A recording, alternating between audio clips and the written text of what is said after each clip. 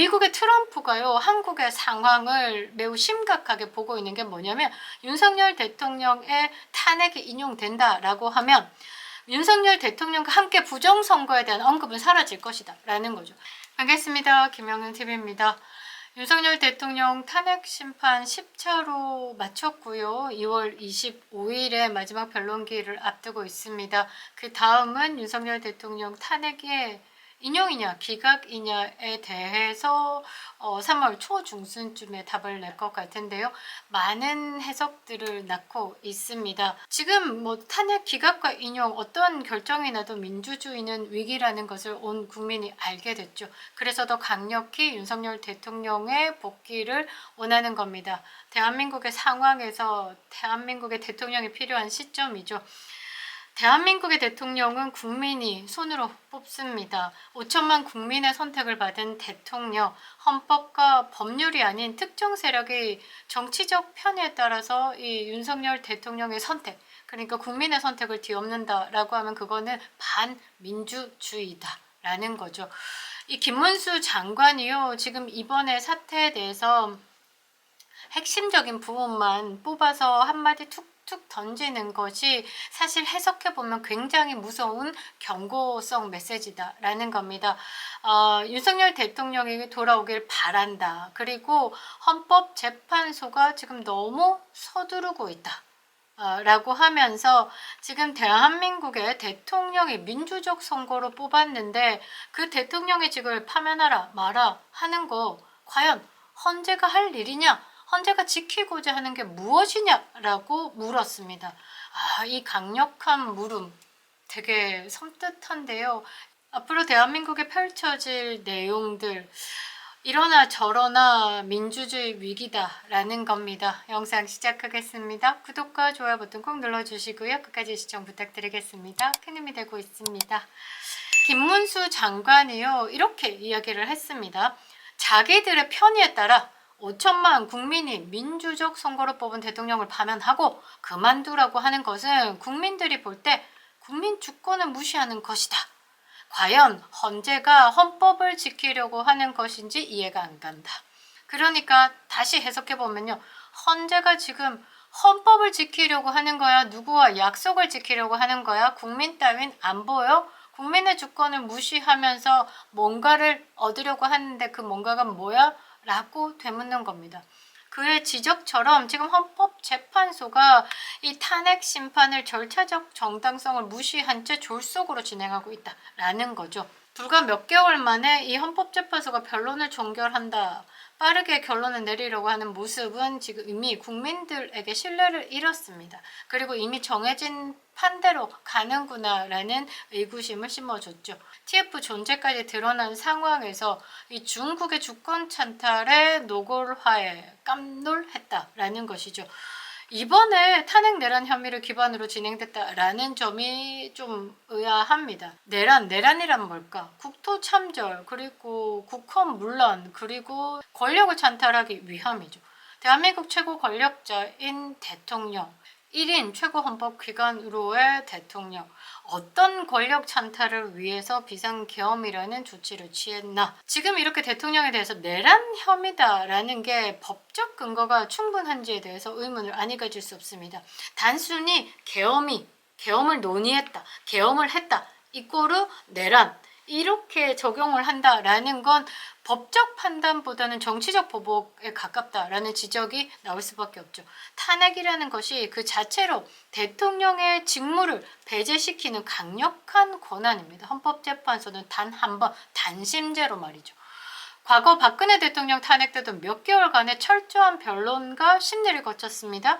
박근혜 전 대통령의 탄핵 심판 과정 보면요, 헌법재판소에서 총 17번의 변론기를 열었습니다. 25명의 증인을 신문했고요.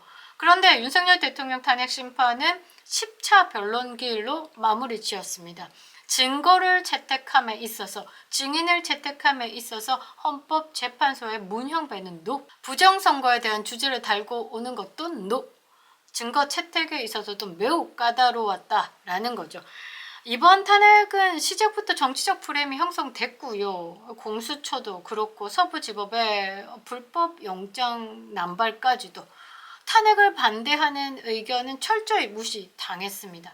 윤석열 대통령 탄핵을 둘러싼 헌재 속전속결 심리, 이게 사법적 판단이 아닌 정치적 판단이다 라는 게 눈에 보이죠. 이번에 탄핵 인용된다? 만장일치? 그건 다 개소리다 라는 겁니다. 김문수 장관이요, 이재명도 언급을 했는데요. 속 시원합니다. 야, 이재명 대표 재판 이게 몇 년째인가? 라고 되물었습니다. 선거법이나 대장동 사건이나 진도가 안 나간다. 그런데 헌법재판소 지금 뭐하나? 라고 다시 묻는 겁니다.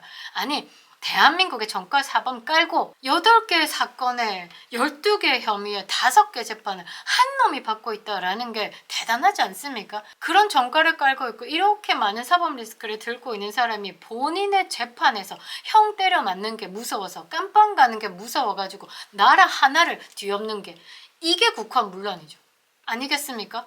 이게 국헌문란이다 라는 말입니다. 권력을 찬탈하기 위해서 누구 하나 블라인드로 가려놓고 하는 집안 한번 쫙 나열해가지고 누가 내란이냐 물어보면 이 정가사범 들지 않겠습니까?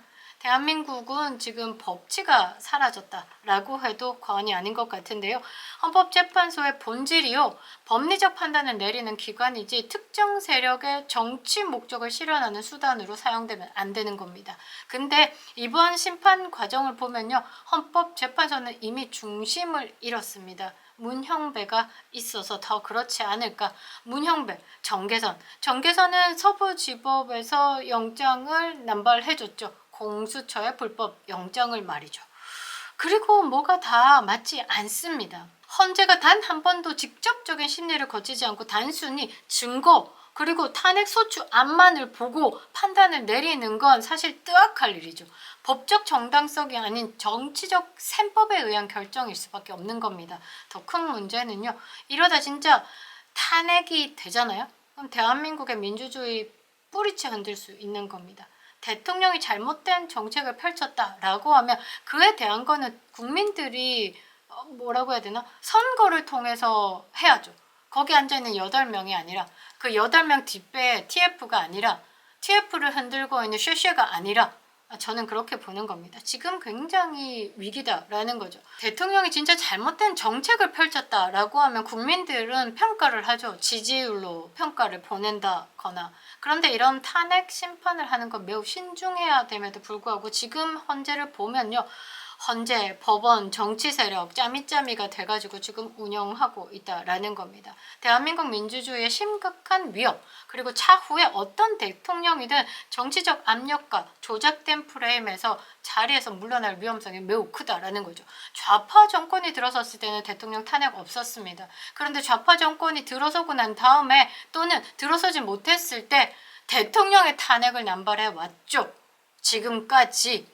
자, 미국의 트럼프가요, 한국의 상황을 매우 심각하게 보고 있는 게 뭐냐면, 윤석열 대통령의 탄핵이 인용된다라고 하면 윤석열 대통령과 함께 부정선거에 대한 언급은 사라질 것이다 라는 거죠. 그러면 대한민국의 부정선거는 굉장히 뻔한 판으로 간다. 대한민국의 고위공직, 정책 집행자들, 입법기관들을 친중의 세력들이 장악한다 라고 보면 자연스럽게 대한민국은 민주주의 국가로는 탈락이 될 것이다. 국제사회는 그것을 안보 위협으로 보고 있다 라고까지 했습니다. 대한민국 굉장히 위험한 상황이죠. 그리고 만일에 윤석열 대통령에 대한 탄핵이 인용된다? 공정하게 못 받아들입니다. 국민들이. 대다수의 국민들이요, 윤석열 대통령 탄핵이 정치적인 목적에 의해서 강행되고 있다는 것까지 참고 있습니다. 그런데 국민의 저항권을 발동해서 지금 전국에 집회를 하고 있죠. 요거가 반드시 먹힐 거다라고 생각하고 지금 참고 평화적으로 시위하고 있죠. 그런데 탄핵이 인용된다? 속전속결로 간다? 대한민국 국민들 무시하면서 지들 마음대로 간다? 필연적으로 사회적 분열을 초래할 수밖에 없습니다. 폭동 일어납니다. 그리고 대한민국의 정치 구도는 앞으로 더욱 불안정할 수밖에 없는 거죠. 그렇게 되면 폭력이 가해지고 개판 5분 전이 된다라는 겁니다. 탄핵은요, 최후의 수단이 되어야 되는 겁니다. 그런데 대한민국에서 지금 벌어지고 있는 탄핵 사태는 최후의 수단이 아니고요, 마지막 보루가 아니고요, 정치적 무기로 사용되고 있습니다. 탄핵. 민주당이 탄핵 남발 몇 건 했죠? 이제 초등학생도 기억할 것 같아요. 29건. 미친 거죠. 2년 동안 29건. 2년 하고 조금 이래봤자 그 한 달에 한 번씩 탄핵했다는 겁니다. 탄핵하면요, 그것대로 법적 다툼이 있고 변호사들이 붙고 하면 한 탄핵당 한 1억 6천 정도 소요된다. 1억 5천이라고 봐도 29건입니다. 어마어마한 국민 세금을 썼죠. 이 탄핵 남발도 탄핵을 발의한 사람들이 책임을 지게끔 법을 만들어야 되겠죠. 그런데 이거 법 만들려고 하면요, 지금 민주당 이런 세력들 솎아내야 되는 거죠. 그렇게 하려면 어떻게? 앞으로 먼저 가보면 윤석열 대통령이 직무 복귀를 해야 되는 겁니다. 이렇게 해서 대한민국을 조금 더 법적으로 강화를 시켜야 된다라는 거죠. 법적 근거 없이 국민의 의사를 무시한 채 강행되는 이 탄핵은요, 민주주의를 보호하겠다라고 하지만 사실상 민주주의를 위협하는 행위다라는 겁니다. 윤석열 대통령이 직을 유지해야 된다라는 주장 저는 하죠. 우리 국민들도 하고 있죠. 진정한 민주주의 국가라면 대한민국의 대통령에 대한 평가는 국민들이 해야 되는 겁니다. 지금 국민들이 지지율 깡패라고 보여주고 있죠. 지지율이 50%를 넘고 50% 가까이 되고 있습니다. 이게 뭐냐? 대통령에 대한 평가를 한 거죠. 그런데 지금 탄핵은 법적 절차를 무시하고 정치적 프레임 안에서 진행하고 대한민국의 법치주의는 무너지고 이런 거 다 보면서 이게 다 국민들한테 돌아올 것을 생각하면 굉장히 겁이 난다라는 거죠. 탄핵이 정의가 되려면요, 그 과정이 매우 공정해야 되고 합법적이어야 되죠. 그래야 국민적 공감을 얻을 수 있고 수긍할 수 있다라는 겁니다. 그러나 지금의 사태는 정의가 아닌 정치입니다. 정치. 지금 헌법재판소의 현명한 재판관들은요, 이런 정치가 아니라 정의를 되돌려야 하는 거죠. 공정한 절차를 보장하고 국민들에게 신뢰를 받기 위해서 노력을 해야 된다라는 겁니다. 민주주의는 쟁취하기 힘들죠. 한순간에 무너질 수 있습니다.